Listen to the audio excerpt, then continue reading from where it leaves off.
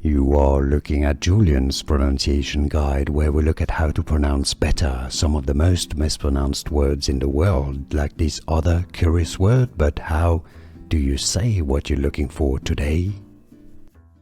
Let's learn how to pronounce this word from Spanish if you want to learn more confusing pronunciations in English and in Spanish.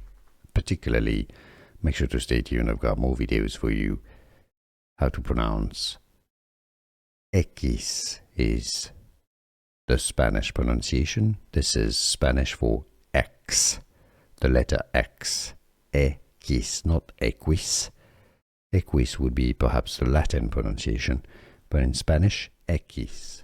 Here are more videos on how to pronounce more confusing words and names too many mispronounced. Like this video if you found it useful. I appreciate your support. I'll see you soon and thanks for watching.